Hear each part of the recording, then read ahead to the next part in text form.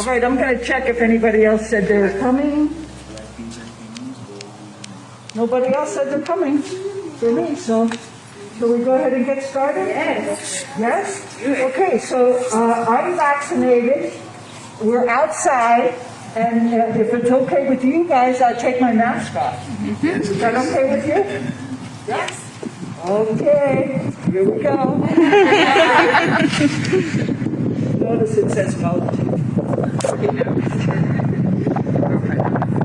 so the first thing we always want to do when we're outside is talk about safety issues. Because some people may not get outside very often, and they have to think about these things. So what do we need to think about when we're outside in the Chihuahuan Desert as far as safety? Water. Water! Very good. Does everybody bring some water with them? Yes. Okay. Now, it doesn't work if you just carry the water around. You have to actually drink it. I'll show you how that works. You have your water, and be sure that you drink some. Okay, in the desert, water will kill you two ways. The most common way is not enough. The other way is too much. Flash flood happens in the desert. We're in love for have some soon, but you never know. So, water. What else do we need to be concerned with when we're outside? What are we saying? Snakes! Snakes! Oh my goodness! What happens? What do you do if you see a snake? You tear them. No. He said you chop his head off. Judy, you got an answer? What do you say? Stay still. Stay still. Okay. That's another thing. But please tell me. Let me know. Hey, there's a snake over here. And then walk away. Don't go try to get cozy with him. Don't give him a hug. No. None of that. Just but let us know, okay? And there could be, this is a good season for snakes. So give them their space. They are probably more scared of you than you are of them. Give them their space and everybody will be fine. Anything else we should worry about in the desert? Cactus. Hey? Cactus? Cactus? Yeah. Cactus huggers. How many cactus huggers? Right. Why don't you hug the cactus? Why not? I don't turn head. That's right. Okay, so be careful of the plants too. They have their defense mechanisms. They don't want you to hug them. So give them space also. Anything else be careful about when you're outside? Huh? What kind does? Tarantula. Tarantulas, yeah! I haven't seen one in a while. The last time I saw one, Airport found it. Yes. So, what do you see a tarantula? Say hi. Okay. Take his picture. Leave him alone. He won't bother you. And it's probably a male because the females just stay home. They wait for the male to come knocking on their door. So if you see one, it's probably a male. What else? What about leave no trace? What does that mean, leave no trace? Don't litter. Don't leave any trash behind. Also, don't take anything from the park. There are other places where you can gather seeds or plants or rocks, but in the state park, no. You must leave only your footprints and take only pictures. And stay on the trail. There's going to be a whole class about stay on the trail. Why? Because our desert is fragile. And if you step off the trail, you leave a footprint where it doesn't belong. Somebody comes behind you, they see that footprint, they say this must be the way, they go that way too. Pretty soon you tromp that area down, there's plants that are killed, they can't hang on to the soil blows away. Now it's a mess. Stay on the trail. Very important to stay on the trail. Not just for yourself so you don't get lost, but for the desert. It's fragile, very fragile. You probably like the desert. You know what? I need an interpreter. Do frogs live in the desert? Frogs, yes, they do. Have you seen them or heard them? No. Last time I heard them was the flood of '06 before you were born. Anybody remember the flood of '06? Yes. Ooh, the frogs were everywhere. They're still probably waiting for the next rain. Listen for them. Very good. Okay. What else? We did the safety briefing. Now we need to get on to the point of what's going on here. And as I get ready to do that, I want to introduce some partners in crime. Candy, wave your hands. Okay, that's Candy and Mary. She is going to help us get letters signed, and we'll talk about that in just a moment. And Candace Prince is the one who is responsible for putting together the entire environmental summit, pulling all these diverse people together, so we need to give her a hand. Mara Flor Garcia is our videographer.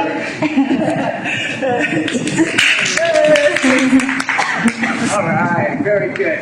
Here's the outline of events. I'm going to talk a little about the history of this place and some of the wonders of this place.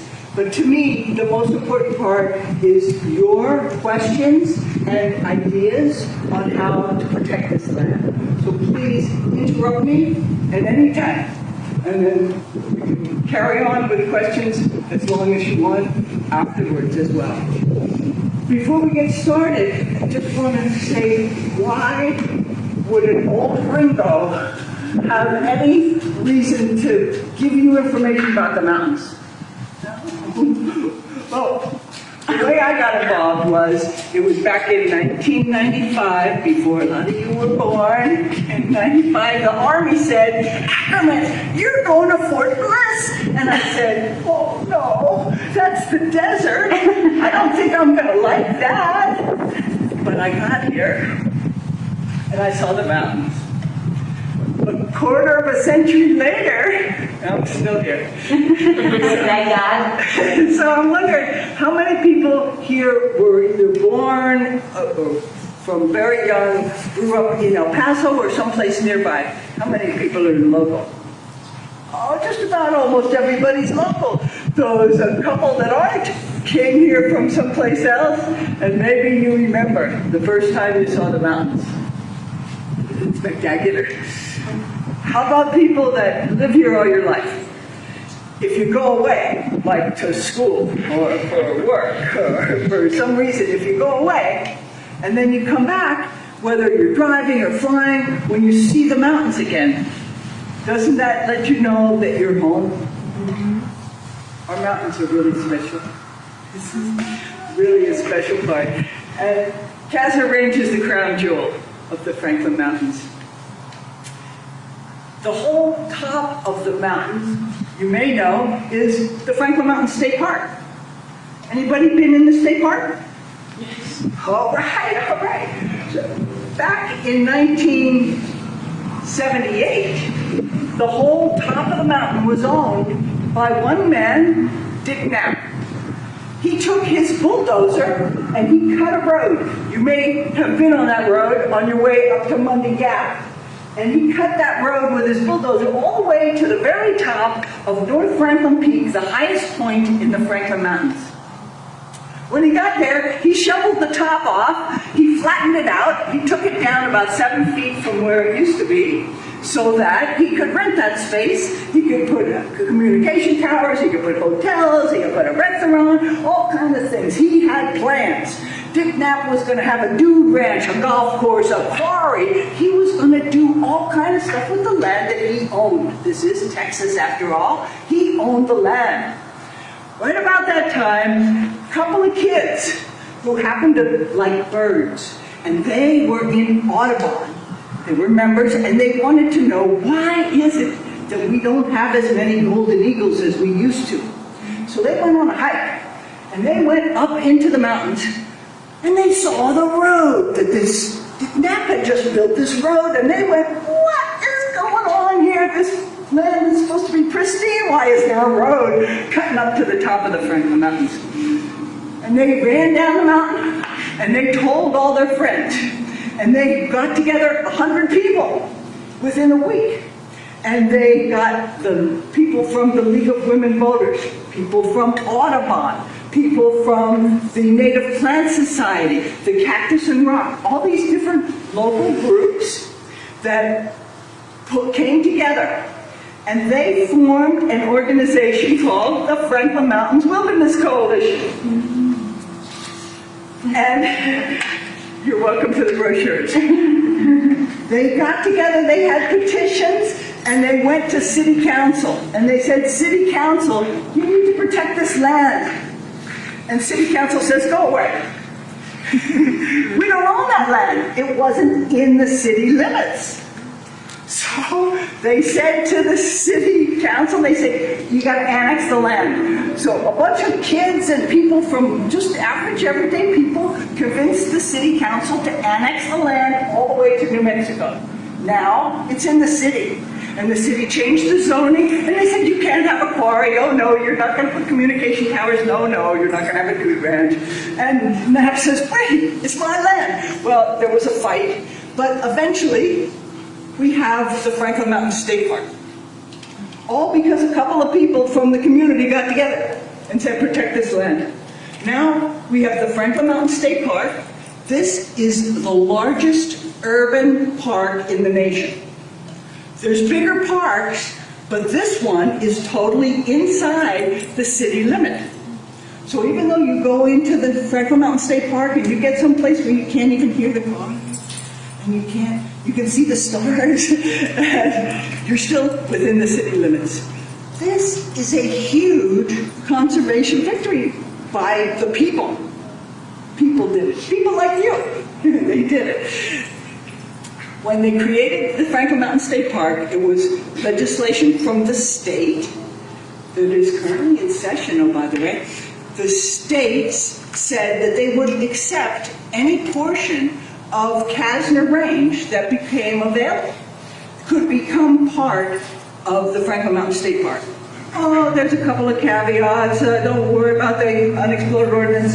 Here's a really big safety thing I should have mentioned right off, is that there is possibly unexploded ordnance out there. Why is it called a range? Because it was a firing range. The Army threw its missiles out onto this land, and you are not allowed to go out there other than the 17 acres around these two museums because of the possibility that you could come across some of those ordnance and you could die. So don't go out there. And the other reason not to go out there is if they catch you, they're going to fine you a lot of money. So you don't go on Castner Range until somebody decides that it's clean. But it still should be protected because there has been, every few years, somebody gets a bright idea. Look at this land. I could put my hotel there. Oh, I could put an office park. I could put Walmarts. This is beautiful land. Let me put my house there. We think it should be protected. And bottom line should have been up front. We're asking you to help us protect this land. If you just Google on your computer or on your phone and you say Castner Range, you're going to come across the website that has the QR code that allows you to sign. But as long as you're here, you can sign the hard copies of the letters, and you can do both. You can sign the hard copy as well as online. We're asking the president to protect Castner Range by making it a national monument. That means that we can't put Walmart here. That's one of the things we're looking towards, protecting this land. Any questions so far? So how do you go about doing that? Like, do you need a certain amount of signatures? Right. National Monument is a special thing, started back with one of the Roosevelts. And you wanted to, so there's two ways to make a national monument.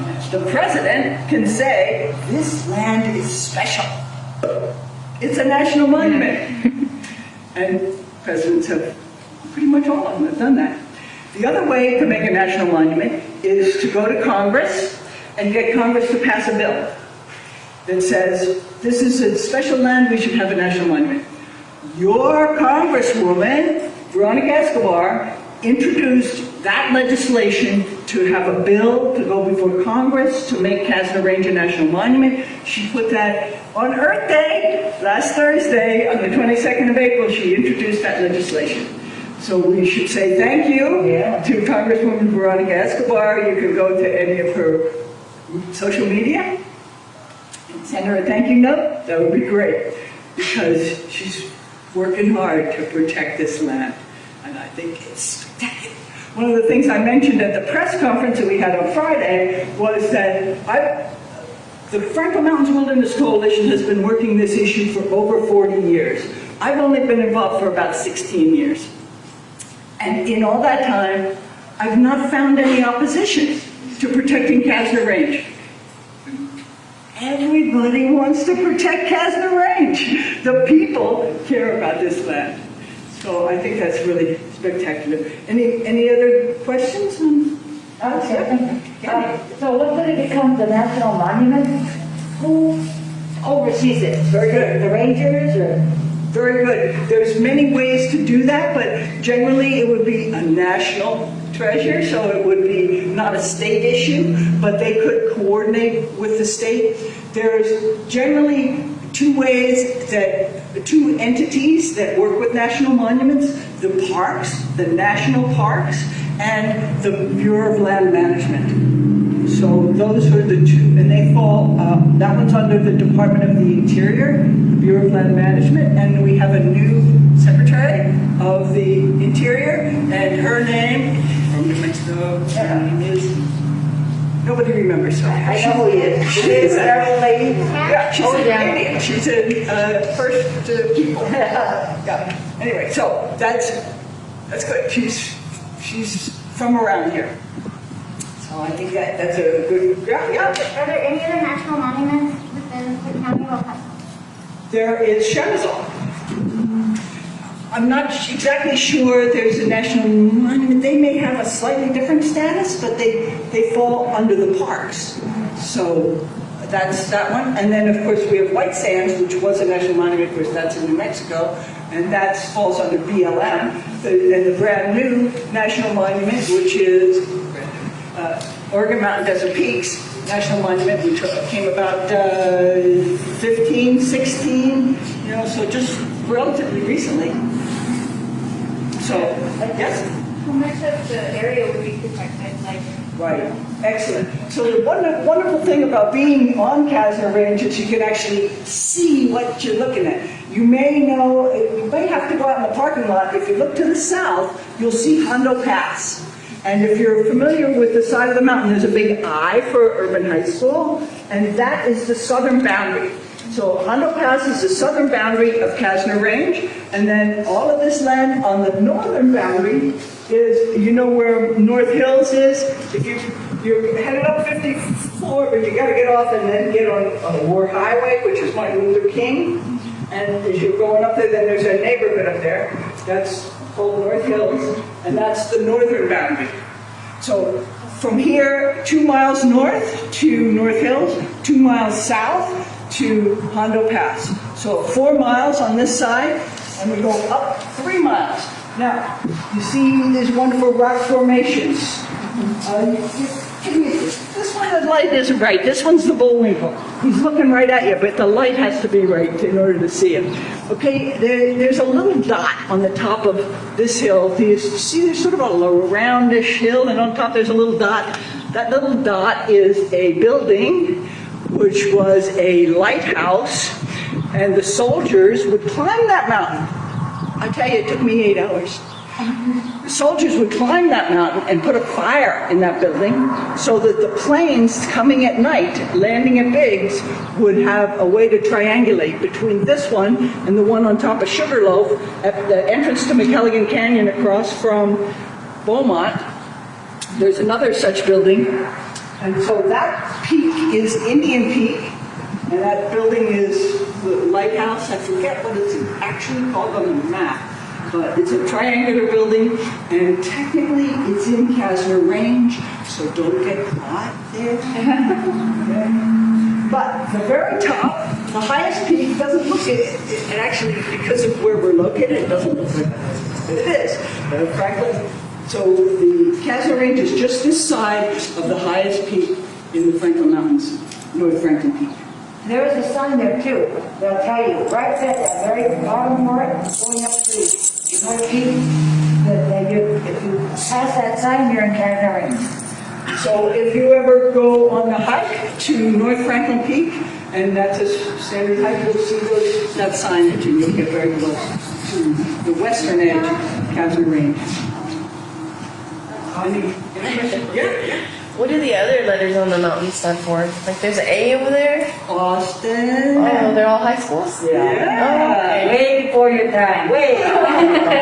This was a thing, you know, in days gone by, when, as pride for your high school, you would every year go up the whitewash. Yeah, Cozy Face the Mountain every year. That was the goal. So now we realize that that's really not such a good idea. You know, you're putting chemicals on the rocks and defacing the natural environment, and it's like graffiti, you know. So, yes, but that's how it goes. Still, it's landmarks. So, you know, at the A, there's, anyway, you can tell people, go to the I, and if you're on the south side, you're in Hondo Pass, or you're in Knapp, and if you're north of the I, you're in Castner Range. So the signatures you're collecting, does that just help support the cause once it goes before the Congress? Right, the signatures, thanks for bringing me back to focus. Right, so we're just generating support, right? The letters are to the president, asking President Biden to declare the national monument. And as we talk to all the players, of course, if it's going to be managed by the Department of the Interior, those people have to say, we'll do it, you know, otherwise they say that we won't do it. And so these letters and what you're doing and will help encourage people to support the whole concept of protecting this land. Do you have a goal, like a certain number you're trying to reach? Sure, 35,000. Why? Because that's what we did last time. This is a continuation of an effort.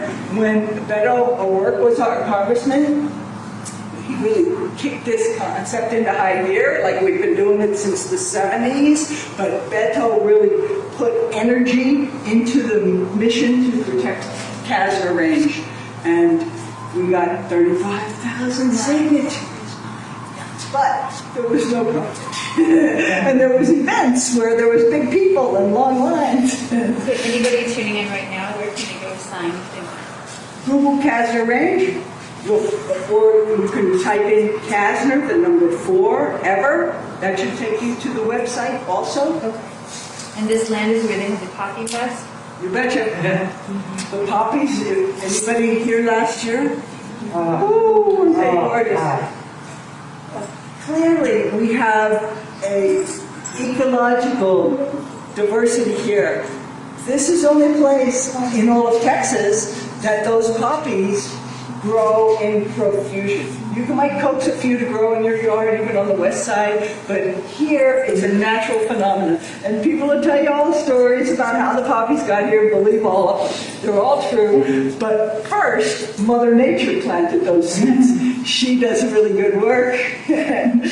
But the rest of Mother Nature has to cooperate and have rain, ideally in the fall, in the winter, and in the spring.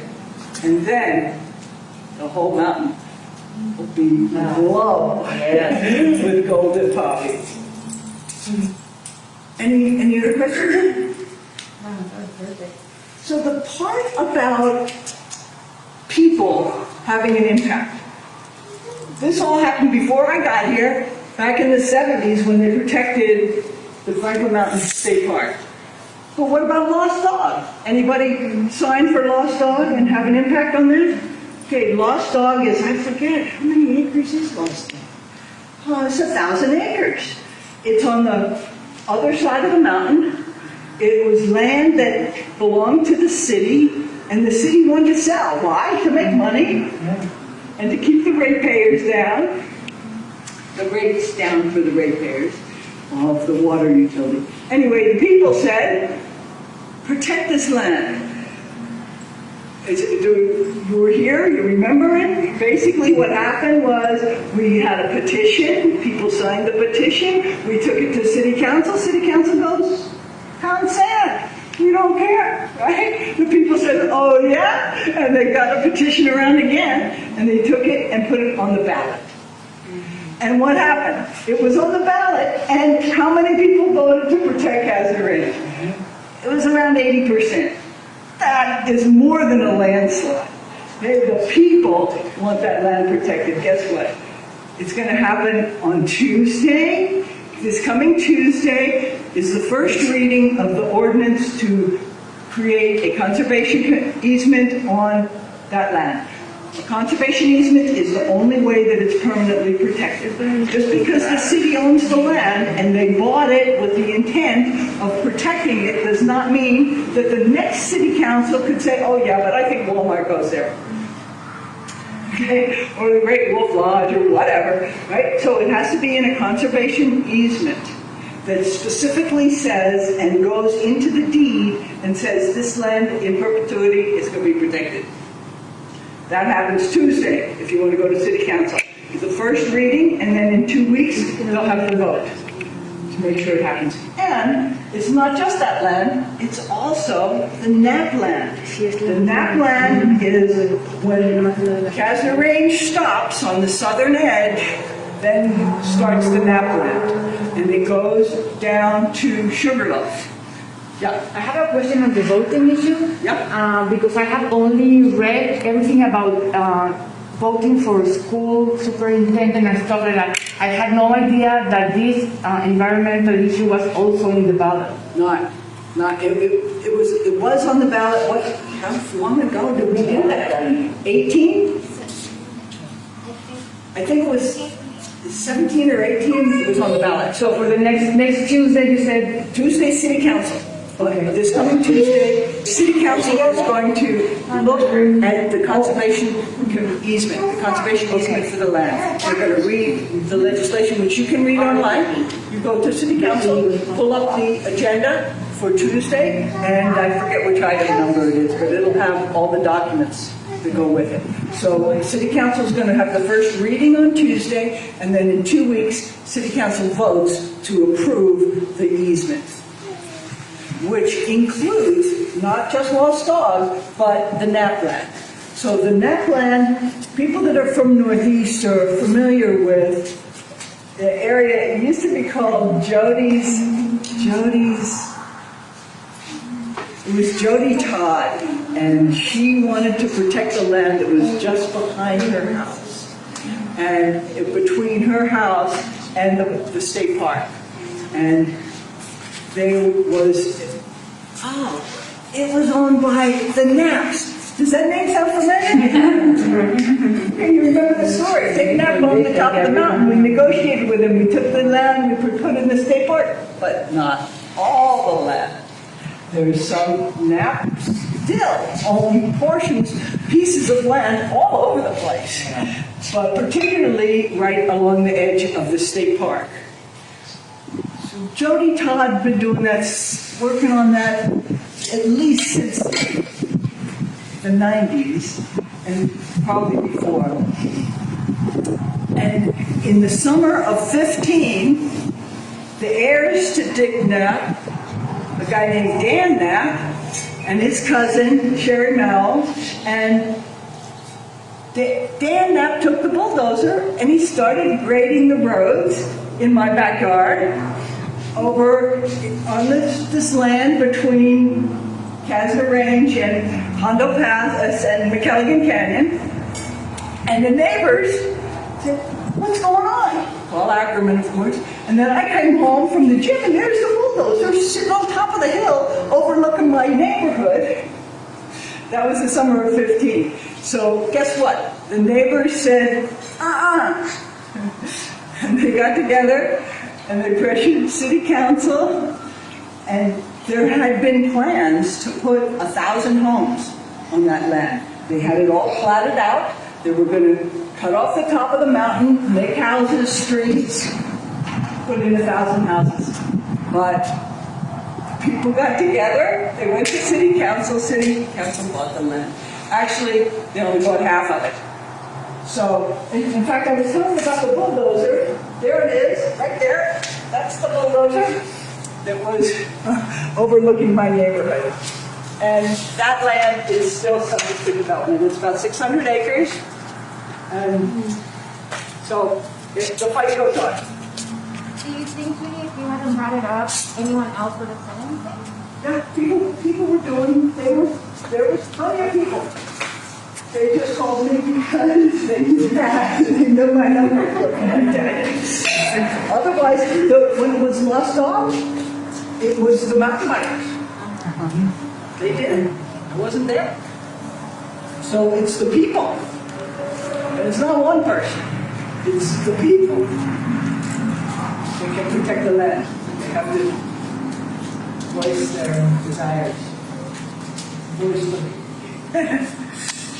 Any other questions? Because I could talk forever.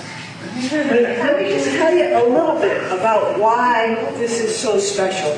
I told you that I got here in '95, and the first thing I wanted to do was get up in the mountains, and I read in the paper that there was a hike going to a place called Whispering Springs. The hike was organized by, I believe it was the Native Plant Society, and they were going up into Whispering Springs. Did you know there's many springs in these mountains, and most of them are on Castner Range? Whispering Springs, every time I've been there, there's been water. Now, we've been in a severe drought. And I haven't been there because it's on Castner Range. But back in '95, it was okay. You could hike there.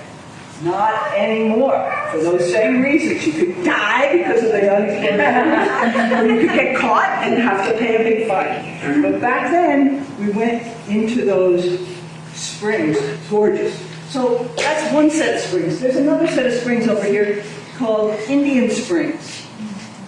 There was a spring house, a stone-built spring house, where you go in and the water comes up in there. That's another spring. There's another spring up in here called East Cottonwood Springs. How many have been to West Cottonwood Springs? Over, you go into the park, you go to West Cottonwood Springs. Here's a picture. And here's this one. That's West Cottonwood Springs. But there's springs throughout. And biodiversity is extreme here. We already know that because of the poppies. And it starts with the rocks. The rocks here are spectacular. We have some of the oldest rocks. The light is not exactly right here to see the ones that are red. Those red rocks are volcanic intrusions, igneous rocks that formed 1.1 billion years ago. Those are like the oldest rocks. And right around the bend here, we have Castner marble that's even older. So the igneous intrusion made marble out of the layers of limestone that were already there. We got some really old rocks. And we have the newest rocks, because this whole slope is a bahada, where the rocks are coming off the mountain when it rains, and they come on down here, and they're forming new layers. So we have the oldest and the youngest rocks. We have fossilized stromatolites. Does that mean anything to anybody? What the heck is a stromatolite? Anybody ever heard of them? No, you weren't watching Nova. Okay. Stromatolites are these funny looking, they sort of look like a stump, and they grow in the estuary at the edge of the sea. And they are the first living things ever on the planet Earth. So the Earth is 4.6 billion years old. Stromatolites are like 3.5 billion years old. They were possibly like an algae that grows when it's sort of a sticky algae, and when the sand comes along, the sand sticks to it, and it makes these sort of mounds, and they're living things that are taken in the sunlight. Photosynthetic. And they're making their photosynthesis. The stromatolites make the oxygen that we breathe today. If it wasn't for stromatolites, we wouldn't look like this. There wouldn't be any oxygen here. Now, the fossilized stromatolites that we used to take tours on Castner Range, and they're right up there. You can't go there now, but we had classes about the fossilized stromatolites. And they're really special. You find them all over the place. Candy and I found some on the way up to the Directissimo over by the tram. Found some in Stony Hill. Money's Gap, the nature trail you showed us, that's when you first showed us, they look like little rice specks stuck to a rock. You know, like, or different like seeds stuck to a rock. Those are fusilids, all kind of fossils in the limestones here. Fascinating stuff, so we could go on for a long time. Is that a comment, question? Yes, we have a question by Ken. He's asking, when it becomes a national monument, will the military be cleaning up the unexploded ordnance out here? Excellent question. No. They may contract it out. Here's what happens. There is a process. You know, the military and the army, they always got a way to do something, but it's not too alien. It's called the CERCLA process. If you've ever heard of Superfund, wherever there was contamination, there's a process to clean it up. It's the CERCLA process, and when the Army does it, they call it MMRP, Military Munitions Response Program. They parallel each other, and they go through all these various steps to, first they do a remedial investigation, then they do a detailed investigation, then they finally come around to the stage they're in now, which is a feasibility study. So they've done transects up and down Castner Range to look for where there might be anomalies, where there might be problems for unexploded ordnance. And they know that there are higher concentrations of anomalies that might be a problem right up by North Hills, over behind the Border Patrol museums. You know where the picnic area is up on the eastern picnic area on Trans Mountain Road, underneath there. But you know, anomalies may or may not be a problem. Okay, it could be a fork, and it's going to come up as an anomaly. What about construction debris? Yeah. Anomalies.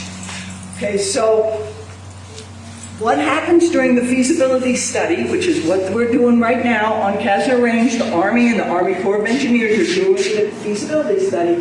They look at what's the possibility that somebody's going to come across hazard. What's the possibility that they're going to find an unexploded ordnance? Now, if they find an unexploded ordnance, how much trouble could that cause? Could it blow off their hand? Could it kill them? Could it kill 10 people? You know, what's the possible hazard? And now, what is the remedial action that we could take? We could scrape all of the 11 square miles down to bedrock, and then probably nobody would get hurt coming out. Of course, nobody would want to come out, because it would be destroyed, right? So we don't want to do that. So another possibility is we could put a fence all the way around, and we could line up the militia or the National Guard and guard it so that nobody comes onto Castner Range and then nobody get hurt.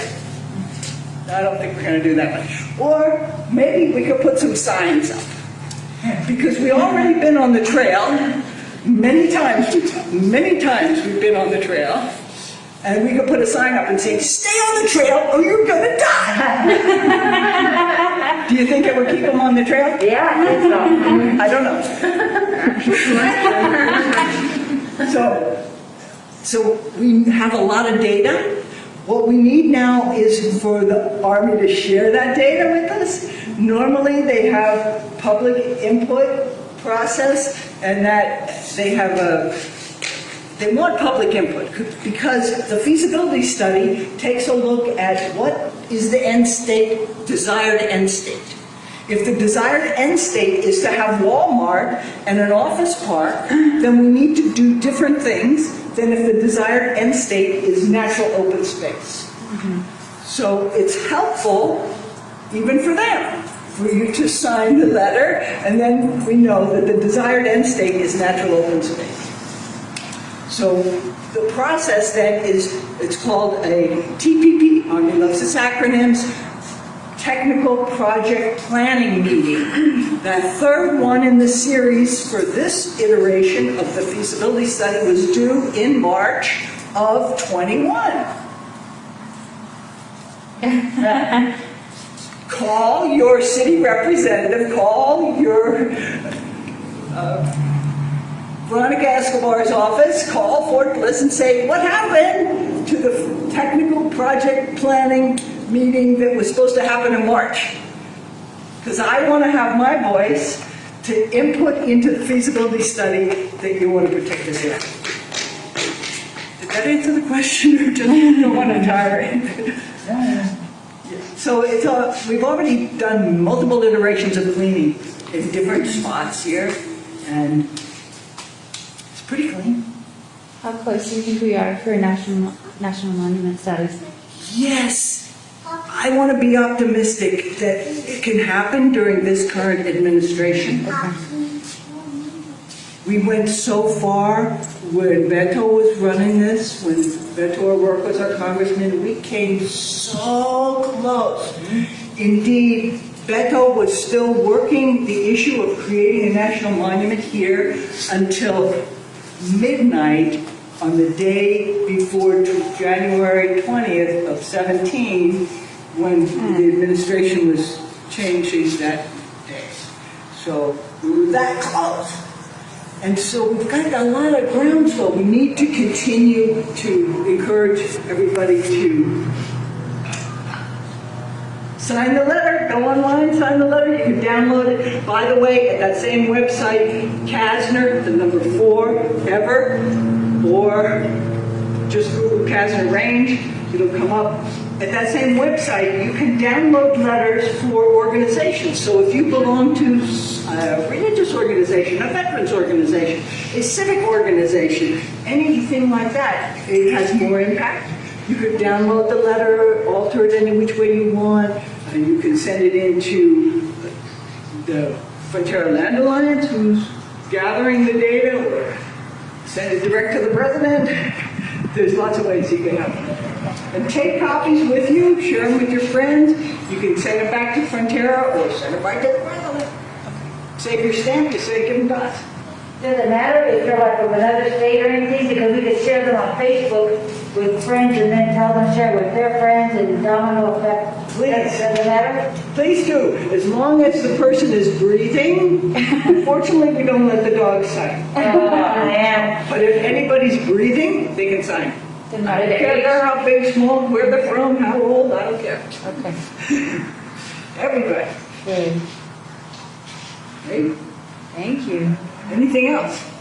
So we're back to the main thing. Please sign. Please sign. And remember that there are many events coming up with the Environmental Summit. Check it out at Green Hope Project.org.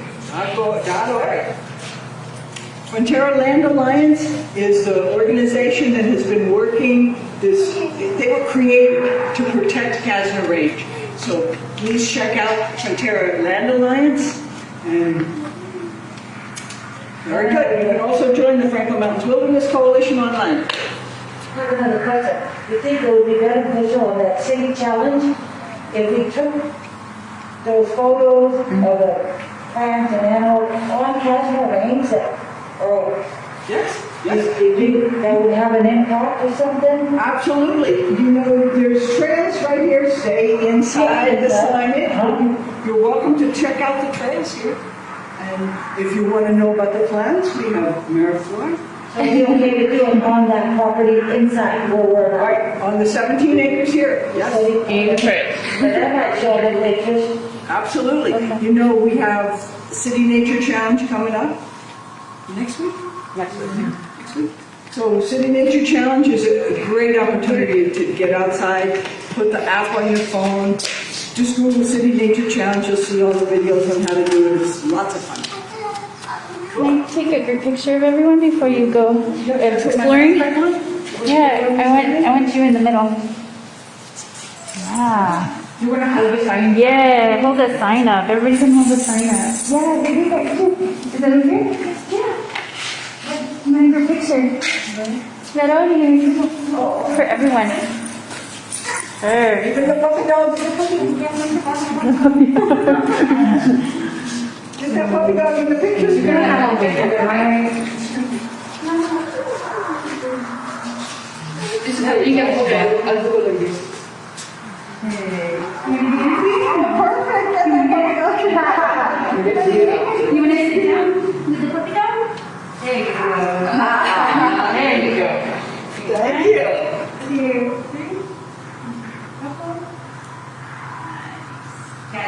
Cool. Thank you, everybody. Are you having something May 1st on Castner Range? Yes, the Frontera Land Alliance is going to have a hike here May 1st at 9 in the morning to do a City Nature Challenge hike. And then on May 2nd, the Sunday, is going to be a hike at Knapp Land for those that are interested at 9 a.m. as well. Thank you. Do you want to say any last words, Judy? Sign the letter. Protect Castner Range. Thanks. Thank you. Thank you, everyone, for watching.